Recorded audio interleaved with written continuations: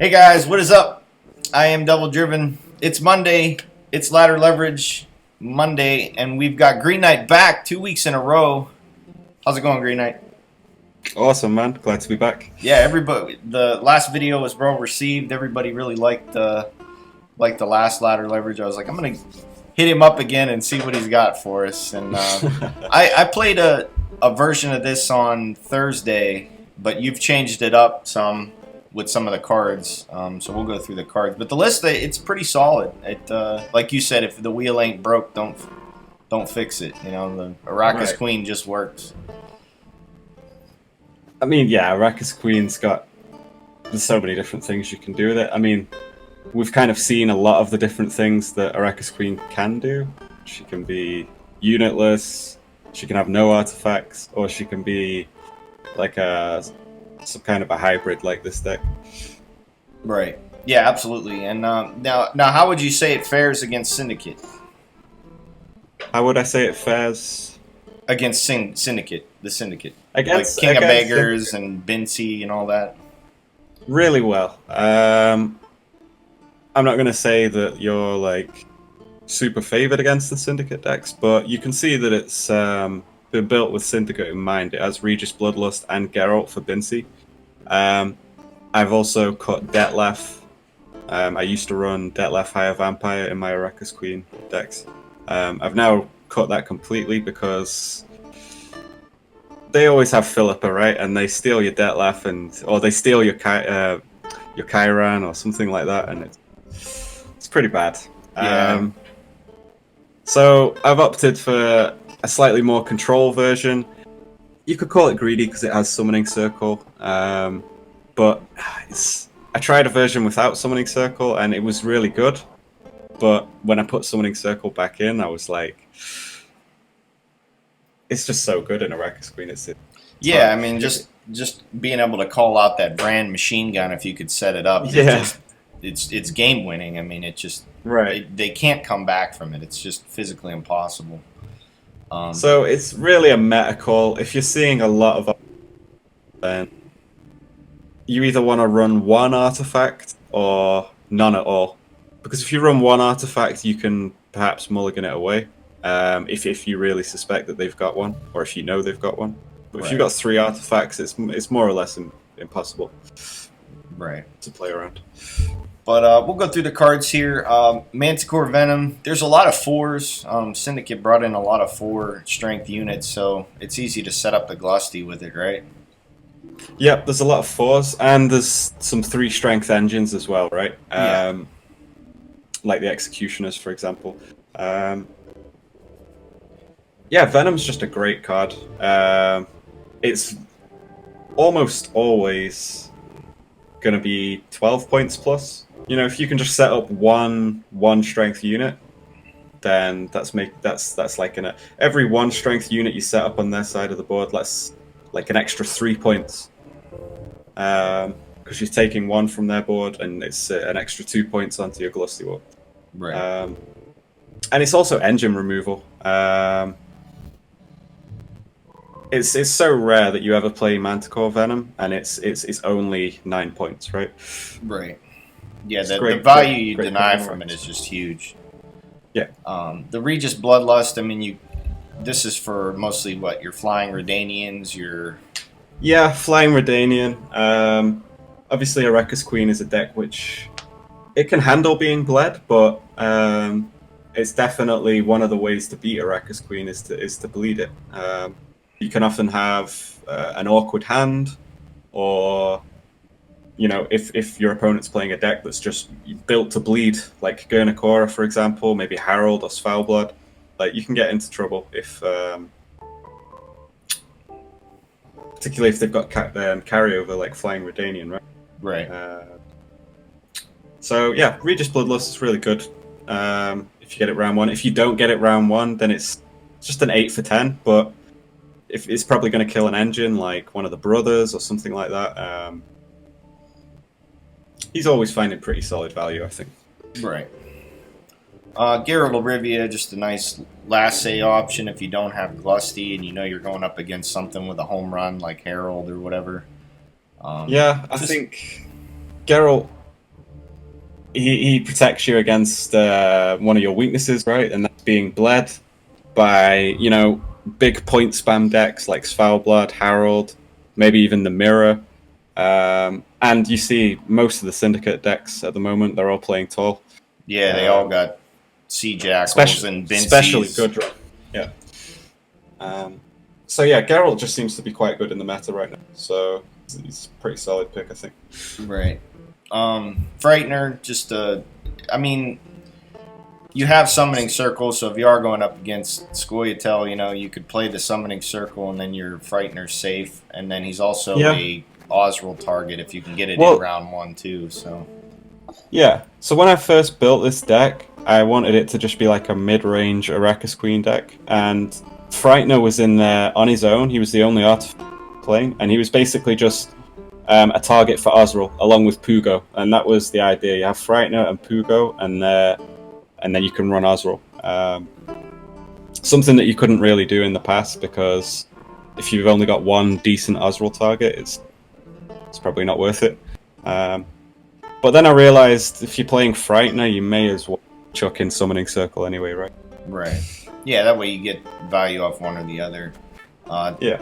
Tainted Ale, just another one that can set up really nice Glusties, or if you do have a couple things damaged on the board, you might be able to get them removed, because you do have like arachas spores in here, and crones, so it might take out some type of engine that you need brought down. Yeah, Tainted Ale's great. Sometimes it might be somewhat underwhelming. I tend to try to avoid just killing engines with it. Like if your opponent plays a priest and then you use Tainted Ale to kill it, you're trading down there. But sometimes it's what you've got to do. I always prefer to try and combine, like get the ale down so that I'm ready. And then I can play like the damage crone plus 1 or 2 charges to kill an engine if I need to kill an engine, and then try to save 1 or 2 charges on the ale to set up a bigger Glusty Whip. Right. Yeah, the home run though, I mean, like you said, there's multiple home runs in it. You got, Osriel, you got Karen if you got Death Wish units, but usually, like in the one game we got for you, the Glusty Whip we went from a point down to like 30 points up like that. I was just like, what just happened? I mean, it just caught me so off guard, because there wasn't really a whole lot on the board, but it was just like, man, it got out of hand so quick. Yeah. Osriel, I mean, the worst target you got probably is, the Brewis but for the most part, as long as you get your Frightener out or Pugo, you're getting it to be 11 or 13. Which is pretty awesome. I'd say 9 times out of 10, maybe more, honestly. He's going to be munching Pugo or Frightener. Right. But yeah, sometimes you might have to eat Brewis. He can often find value eating some of your opponent's graveyard. Yeah, Olaf, stuff like that. If you think Even if your opponent plays Olaf early, well, sometimes they're... Yeah, they have but renew. Like you can do some interesting things like deny renew targets. You can eat the Flying Redanian, for example, if you didn't draw your Regis. So you can do some interesting things with Osriel. I think he's a great card. Yeah, absolutely. The Crones are in here. They're just if you're playing any type of consume package, I mean, really any package for the most part, the Crones are just so good. They're just so versatile. The way you can. Play them, that you can get damage out of them. You can eat a bleeding unit. You could, there's just so much. They're just great.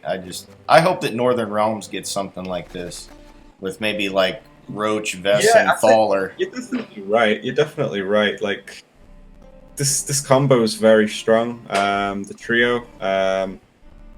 You see them in pretty much every monster deck, and they're at their best in Arrakis Queen, because Brewis just gets that extra value.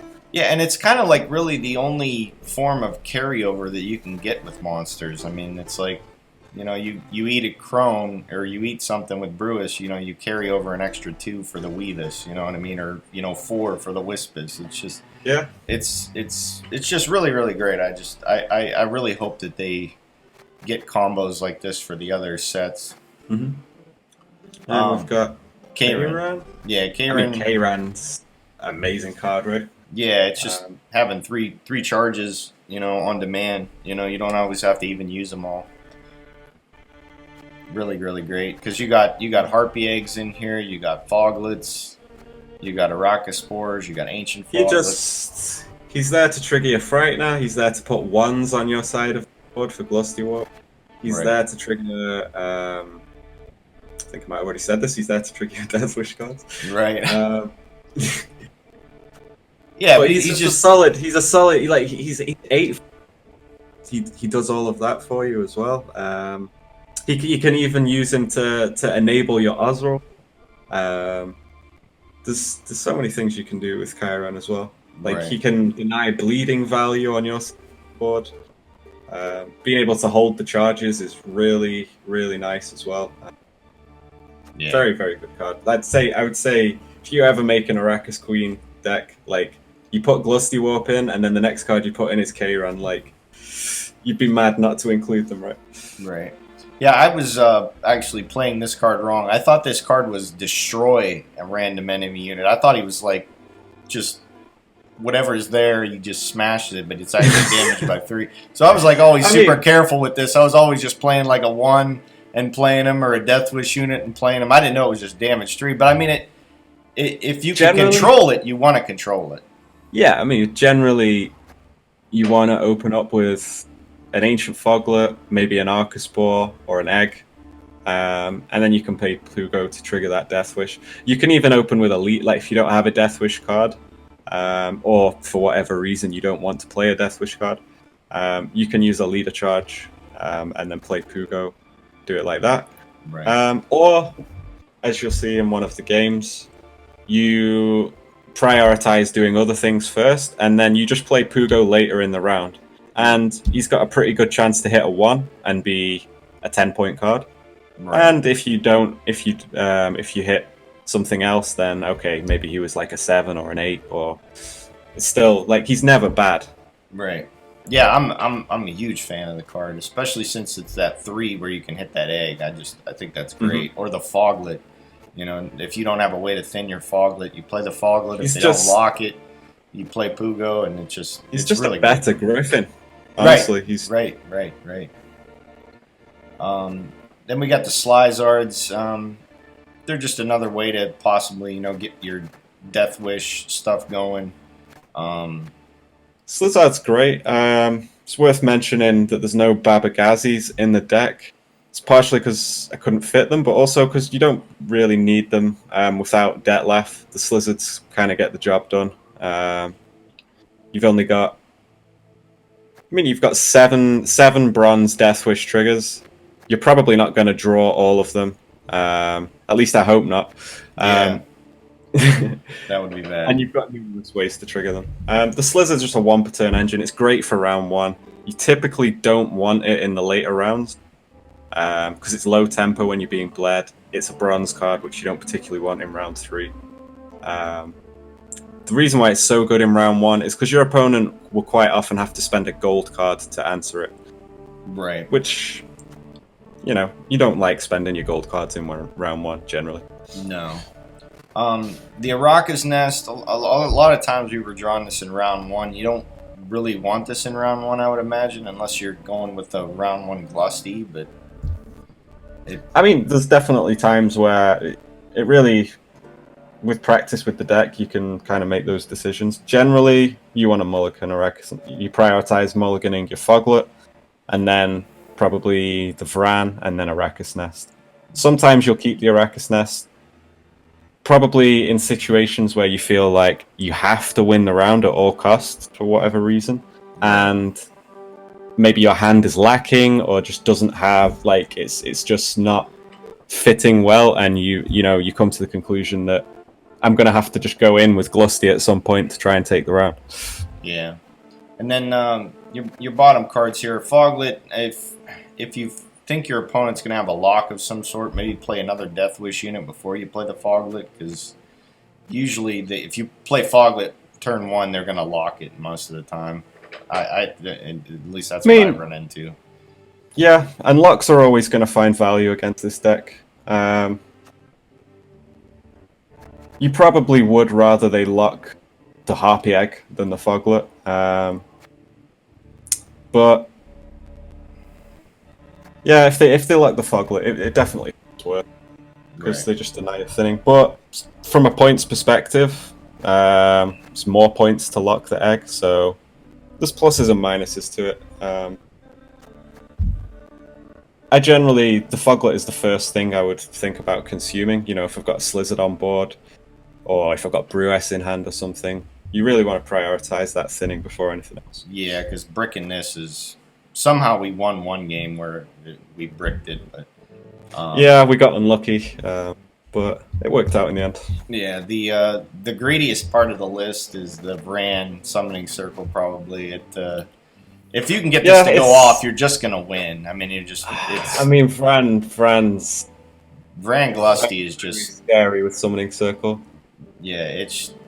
And especially, too, if you got, like, Tainted Ale, where you can... if it's already out, you saved all your charges. I mean, it's just going to get so ugly for your opponent. It's really hard if you've not tried it out or seen it. Just try it, and then you'll understand. Yeah, it's the 4th of July in every game if you can get this to go off, because there's just fireworks on the screen everywhere. Especially too against, like, you know, I mean, there is like tall units in Syndicate, but they do have a lot of smaller units too. So, you know, like the thinning options, you know, I would imagine they got them out early, but like, you know, they have sewer raiders and stuff like that where it can die and then this thing keeps going, you know. It's like, and it can be pretty nice in round one, especially on blue coin. You know, if you get your Slizzard down and they don't kill it or lock it, and then you start eating some Foglets and some Ancient Foglets or something like that, then you can decide to play the Vran and TA the Vran. And you've already got a pretty big Slizzard, so if they've got a toll removal, like, you know, it's already there available to them. So you play the Vran from hand, and now they have to make a decision. Do they spend their toll removal on the 8-point Vran? Because if they don't, then you're just winning the round with a bronze card. Right. Yeah, it's just absolutely massive. And then, you know, your bottom cards, Arrakis Spore, just a nice Vran, or Slizzard, or Karen target. Sometimes they're nice against, like, early engines, too, you know, like we had a couple people play, you know, like the mages and stuff. You play it, it hits them, you know, and then they can't really interact with it. It's also, you know, sometimes you might end up in some scenarios where you don't have the Death Wish triggers, so you want to mulligan away your Death Wish cards, like, aggressively. You want to prioritize getting rid of the Foglets, the Ancient Foglets, and the eggs, because Arrakis Spore, even if you can't trigger it, still plays for 4. So I kind of like that about it, that it's not the end of the world if you can't trigger it, right? Yeah, or worst case scenario, you can use Pugo on it and there. Yeah, it's a good Pugo target. Yeah, and then the Ancient Foglet, just a nice summoning circle target. If it lives on your first, you know, 4, you could pull it, and then you know, save your Vran for last. But you know, if you could pull this out of the deck for free and then get your Glusty value off it, it's just pretty massive. I mean, and especially if you're getting a Vran after the fact, it's like, holy cow. Ancient Foglet's great. If you could play 3 or 4 of them, you probably would. Yeah, but that's the list. This week, TeamLeviathanGaming.com probably have some good stuff. Possibly maybe a new meta report. We'll have to see, but it's after a balance patch like that so quickly. I don't think it's a good idea to rush it out too quickly, because there's still things that need to be figured out, I think.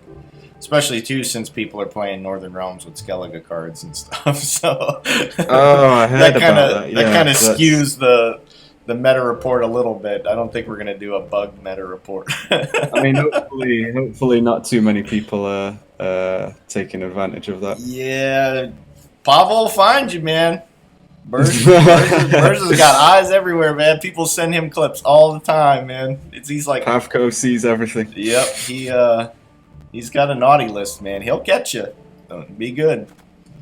But yeah, here's some games, guys. I think we had some really good matchups. I really think that these were like really good, like just chess matches. They were so close, and I just think that it showcases the deck really well.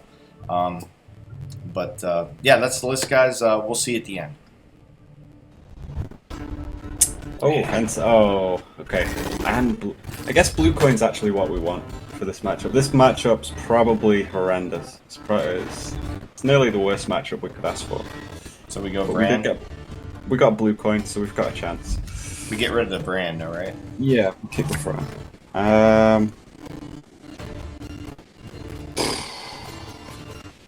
We keep the spore, huh? We get rid of the Let's kick the nest. It's just food for his revenants. stock. Okay, here, let's keep it. Yeah. So the reason why blue coin's good in this matchup is because typically your only chance of winning is if you win round 1 and bleed them. So simply you just want the extra 5 points that you get from blue coin. So we go in circle. Yeah.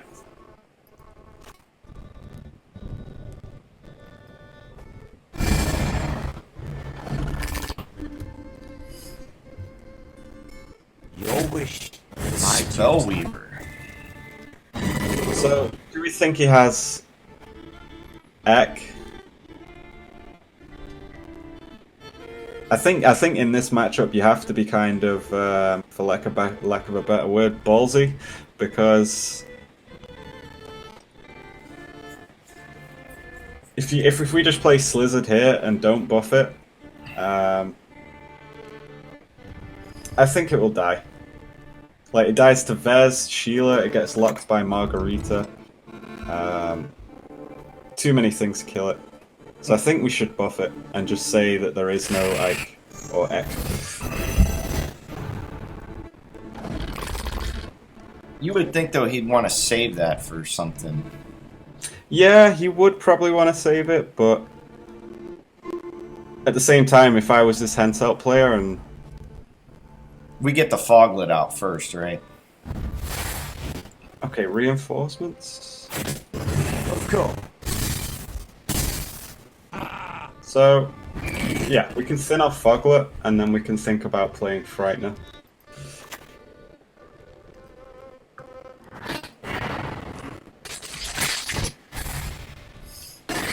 Getting the foglet or the slizzard rolling, though, is real nice.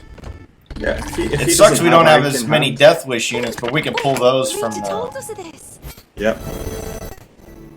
We might also be able to get a bit greedy here and not even play the Frightener. Because it's a 12-point card, right? It would be nice to have in the bleed.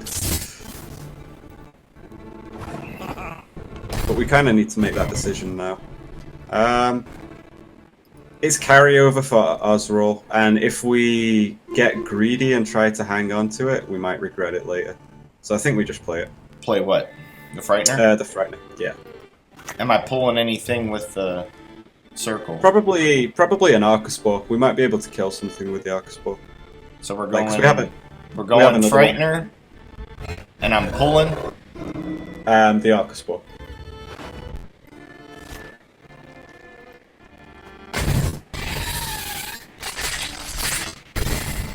Never lucky. Mm-hmm. We got one more. Yeah, that's what I was thinking. Like, with the other Arcaspore and the Ale, we might be able to tidy up the board a little bit. Right.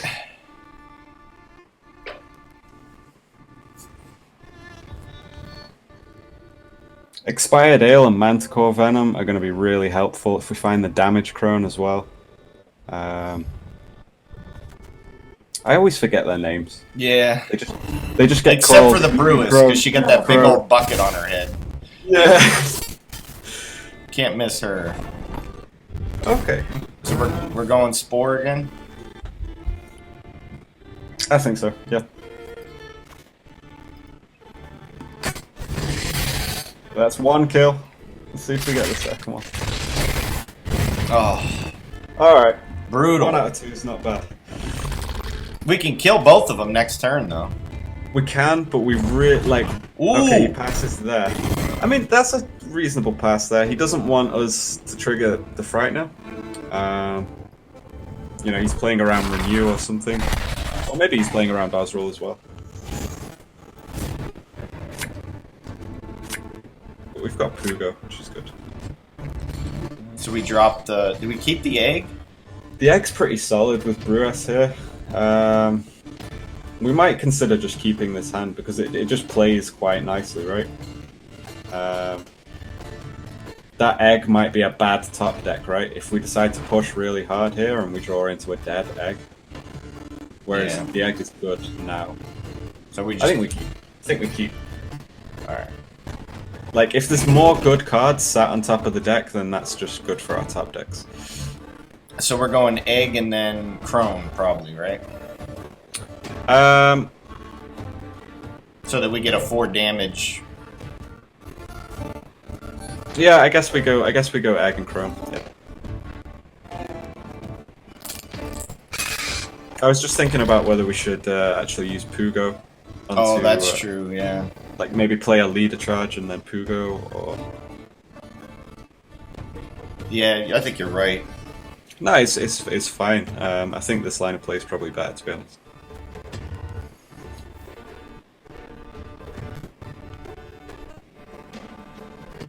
Yes. Ooh.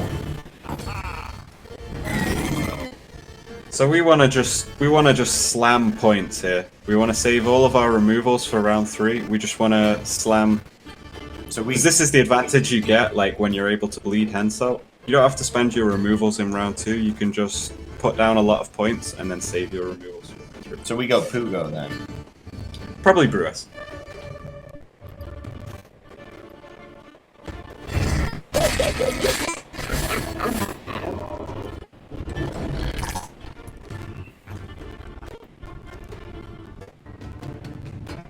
And then we could consider playing Chiron.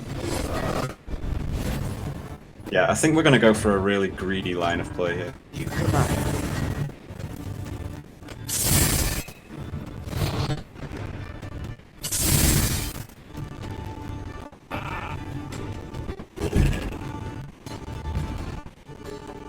So we kill that.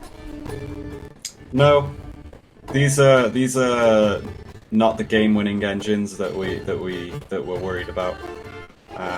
They're going to generate a few points, but we're not really that worried about them.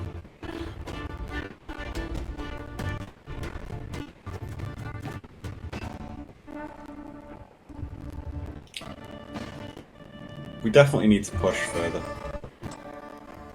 So we go boost. I think we play the ale and do nothing. I know I said we were going to save our removals, but we also want to just play our point slam cards, like Pugo, Crone, Chiron, and even Glusty if we get a good Glusty. Yes, And then we can... the unswerving Okay. cheated. Really?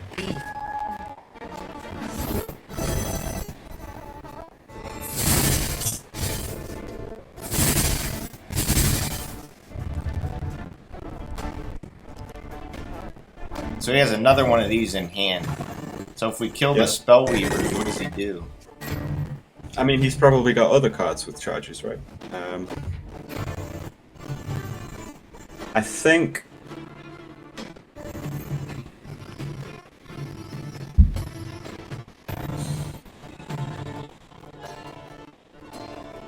It's kind of tough.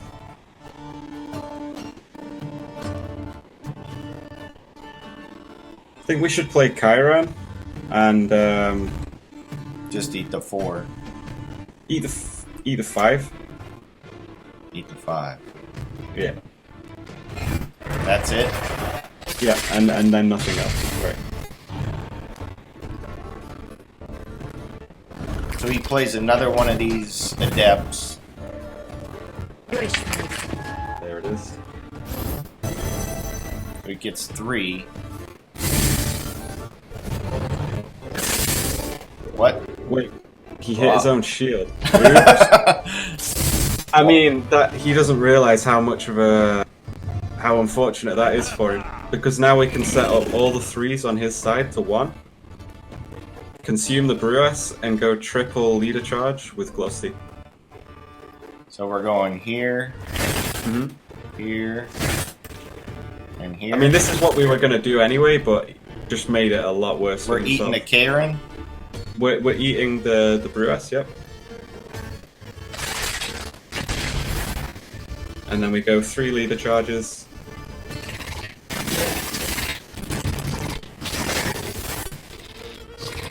Wow. And we want to play the Glusty back row. Holy shit. And now, yeah. Oh, he had the treb. This son of a bitch. Double treb. Mm-hmm. Well, there's the leader out. He's gaining 2 points per turn. Can he get it in one card?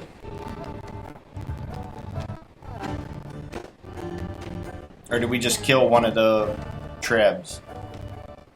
I'm wondering if this is the pass.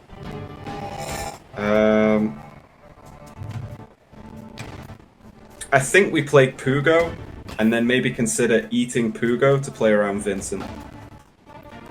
Playing Pugo. Now, what if he eats one of these 16s? He doesn't eat it, he just damages it by 3. Oh. I thought he completely destroyed it. I was like, holy shit.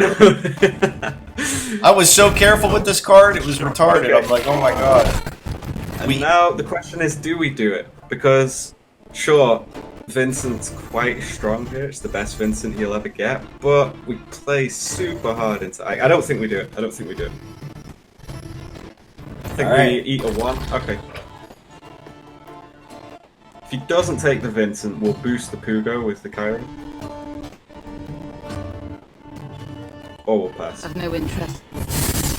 He didn't have it. Okay, now we just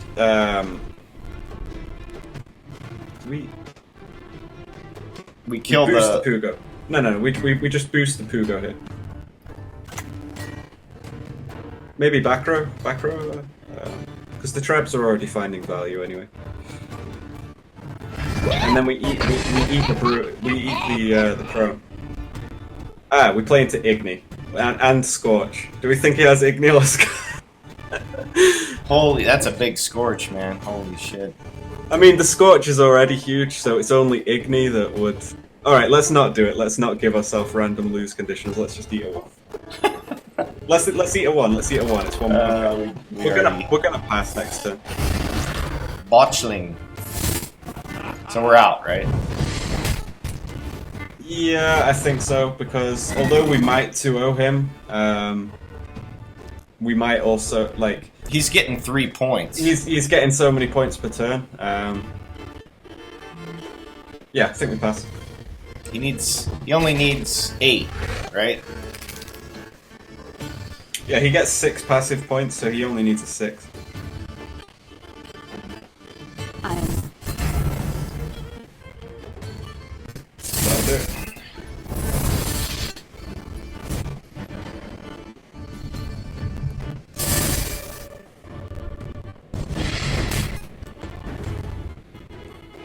He's gonna play it. He doesn't know how it works. I hope he knows how it works. Nope. Oh. Good man, good man. I mean, we got the leader, we've got a very short round, and we've still got some solid cards in deck. Venom's huge. Actually, Venom might be a little bit awkward because the round's so short, but we could... What have we got in deck? What triggers this Ancient Foglet? We've got the Slizzard, and that's about it. I think we mulligan the Ancient Foglet. And I guess we mulligan the Fran.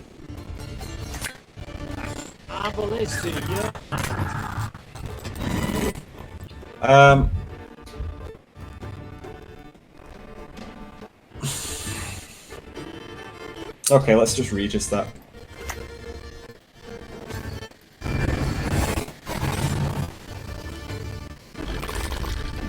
Hopefully we'll get a 6-point Venom.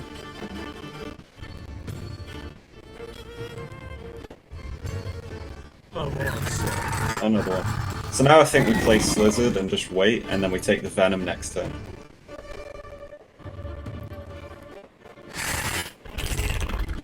So he gets one.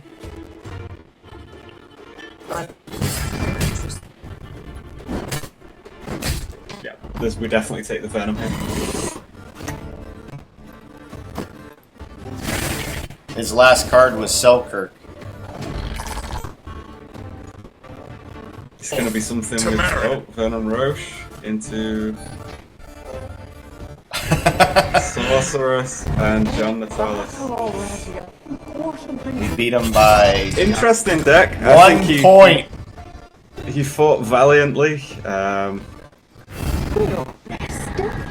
Oh, it's damage. John Natalis not coming in clutch there. Unfortunately for him. I thought it was the boost Crone there. That was a really good game there. Yeah, I think we did okay there. Ooh. Harold. Well, at least we got red point. I think this can be a very tricky matchup. So we're dropping the Bran. Mm-hmm. Ooh. Pretty good hand. If we can get Brewess or Chiron here, then we're really happy. Or just a Slizzard would be nice. Drop So the we can kick. Yeah, we can kick Ancient Foglet.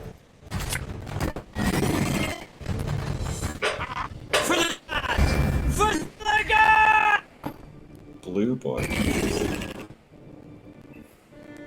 So we can do something quite cheeky here. We can play Archaspore. It'll hit Blue Boy. Blue Boy will kill the Archaspore, and then the Archaspore will knock Blue Boy down to 2. I guess he will just TA it, but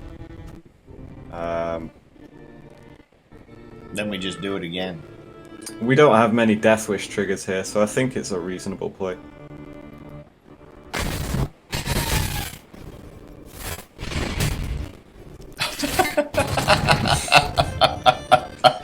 I love it.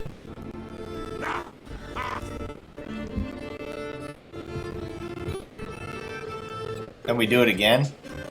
I mean, if he doesn't TA it, then we can try to high roll it. 50-50, huh? He's gonna play a boat, right? No. Oh. Okay. 1 and 3. No. So it's gonna be very tricky to win this round. Do we play our Frightener on this? No, I don't think we can trigger it. I think what we're gonna have to do is pass at 7 to give ourselves the longest round 2 possible. We just don't have the triggers. He's gonna... If we try to play into this round, what's gonna happen is we're gonna try to win the round, and then we're gonna fail, and then he's gonna bleed us, and we're gonna have like cards like Summoning Circle in hand, so... We're probably better off just giving ourselves the longest round possible. So what are we doing? Just a Foglet? Maybe the Ancient Foglet, and then we can play... We could just play another Death Wish card instead of Pugo, actually. So he's gonna play a Priest. Why would you play Blue Boy if you're not gonna play a Priest? Right?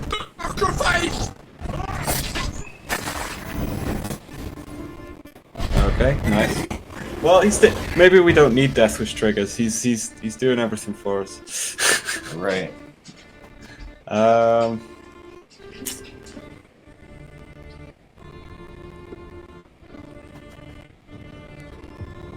I mean, it's gonna look strange, but I think we just play the other Archaspore. Because we just intend to pass, right? And if he passes, we can do the points. And then we get a long round with less. You'd hit the bad one. So he's gonna play a Protector and get 4 a turn. Really? And now we're out. Now we're out. Because it's going to be difficult to keep up with these points.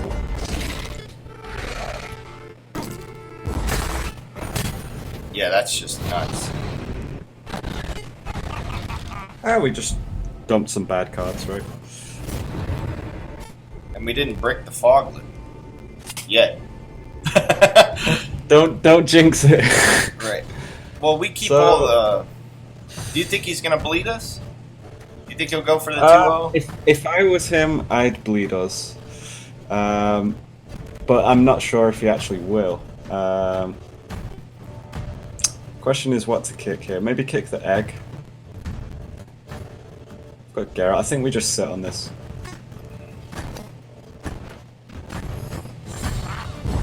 He just straight up passes, so we just play the...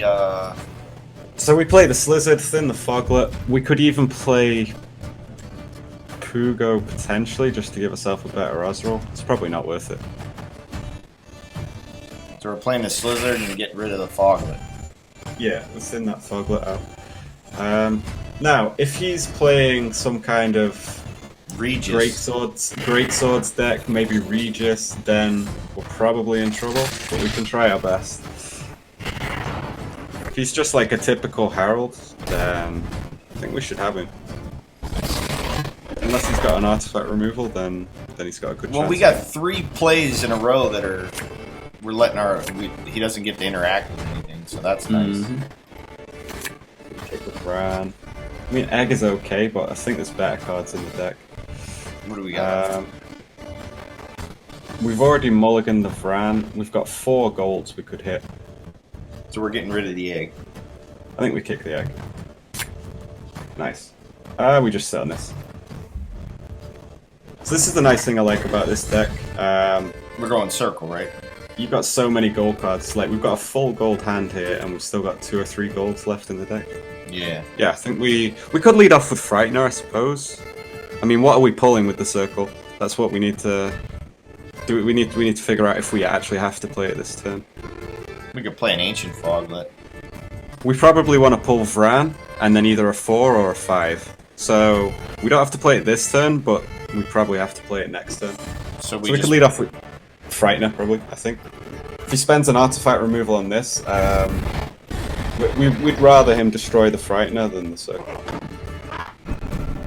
Spear, so it okay. is Regis. Alright, we've got to think then. So we play the circle here, definitely.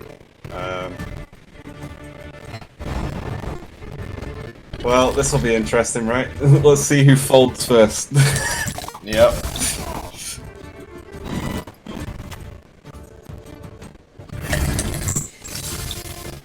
We'll have to be careful with our positioning. He's committed to Willem early. And I suspect he didn't want to do that, he just didn't have another play. So we banish that. Well...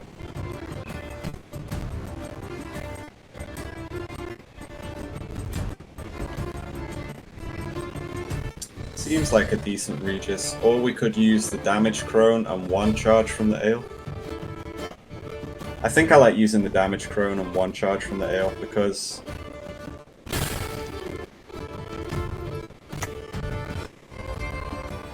it gives us more reach.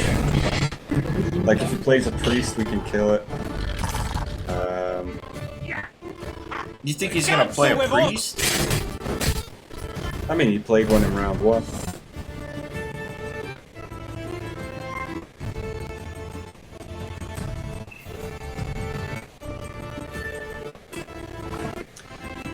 His Regis is not going to be too impressive if he keeps killing all of our units.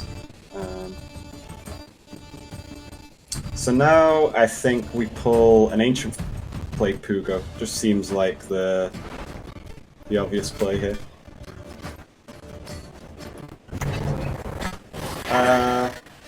Yeah, I think we go front row.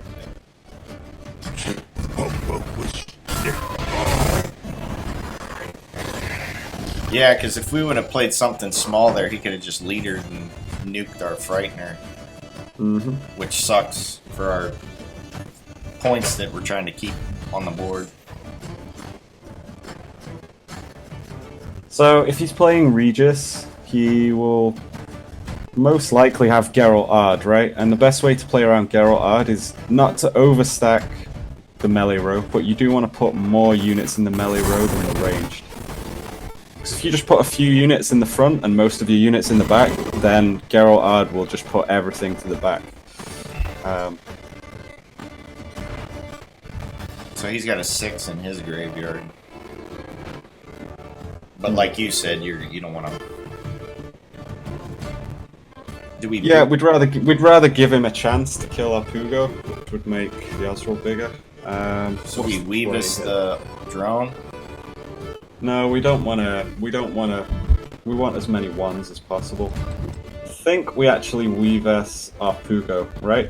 It gives him a pretty big Geralt. And we're playing it on range. No, melee row. We probably want to put most of our cards melee row. I see fear.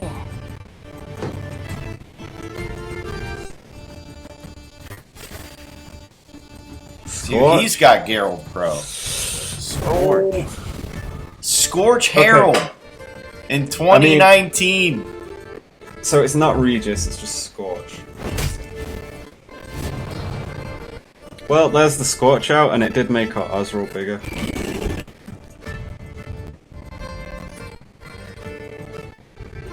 Like, it was a big Scorch, but if you think, it was a 24-point Scorch, but it made our Oswald 6 points bigger, so...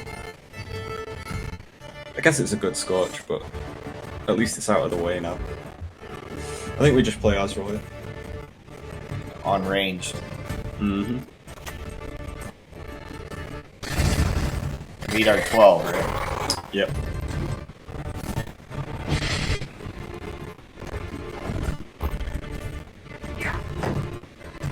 I hope. I've got a feeling this Geralt's gonna be dead.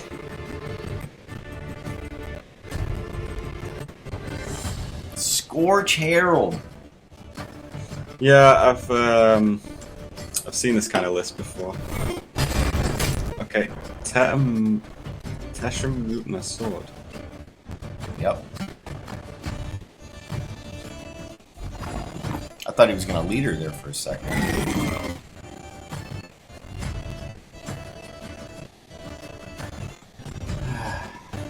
I mean, we're not getting many targets here. I guess we just play the bad Regis.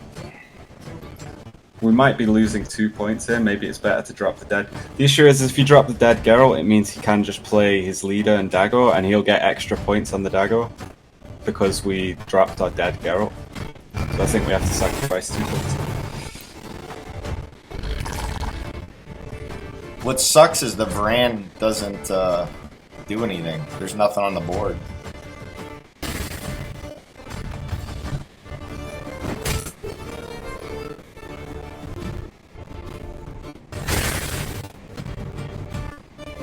So he just wins. We have to play the Geralt here and hope that he plays his Dago leader, and then at least our Varan's doing something. You're a lucky day. So if we go Glusty, then he's not really... I don't think he'll... We're gonna lose 2 points if we do that. He's not falling for it. Do we have another Ancient Foglet deck? No. We're all out. Well, this sucks. Well, we could pull the egg. We could pull the egg and then damage it by 2 with the ale. We damage the Glusty Geralt bigger. and And we could damage the Geralt as well. Does that help us? I mean, damaging the Geralt, I don't think that achieves a lot, but we can do it. Style points. We definitely pull the egg. So we damage our egg. And I think it's the same points either way if you damage the Geralt. You go triple hero power.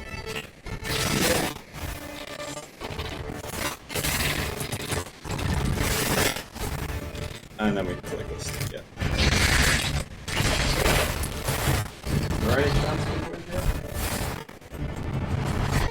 So he gets. I think we've got him. I think You we've think got him so? by 1 point. Yeah. Unless he's got Geralt. Wow, what a chess match that was, dude. That was crazy. I mean, Scorch Geralt or Herald. Holy shit. I mean, I'm surprised he didn't win that. I really am.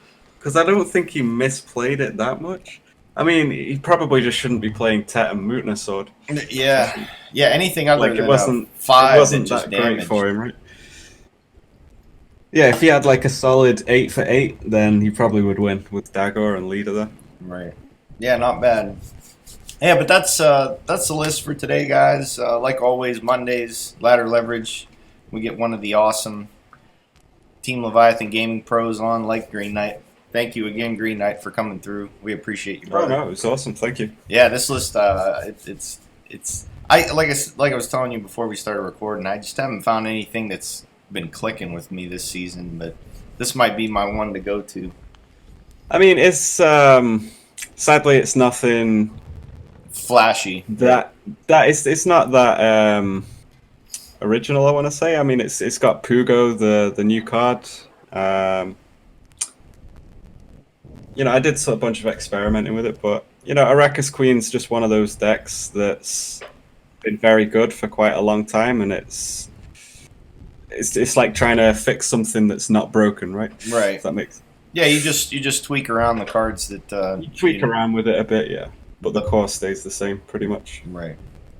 But like always, guys, thanks for watching. TeamLeviathanGaming.com for hopefully a meta snapshot sometime this week. Maybe we'll see.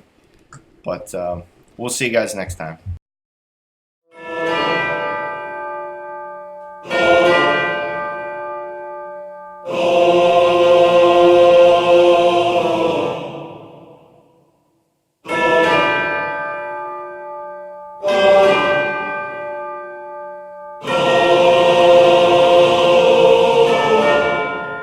For that approach, then that's actually Yes! Finish my fight! only at 5.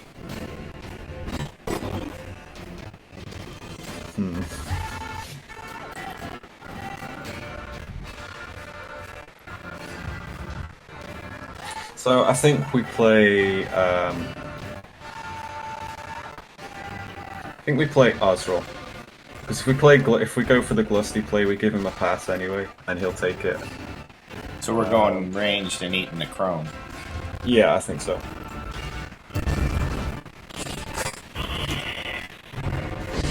This is what we would have had to do if we went Glusty up and then he passes and then we play Osril. Whereas maybe if he has the Oak in hand, he'll play it and then we get to trade Geralt for his Oak. It's a pretty good pass from him.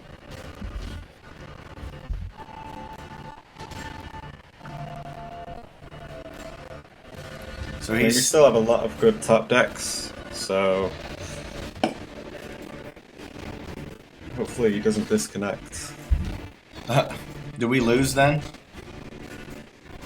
If he disconnects, no, he'll lose. Oh. Uh-oh. If only he knew that he was going to gain a card, probably. Oh, no, we can do these points. We would have to spend 3 leader charges, though, and Glusty up, and just try to beat him in the top decks.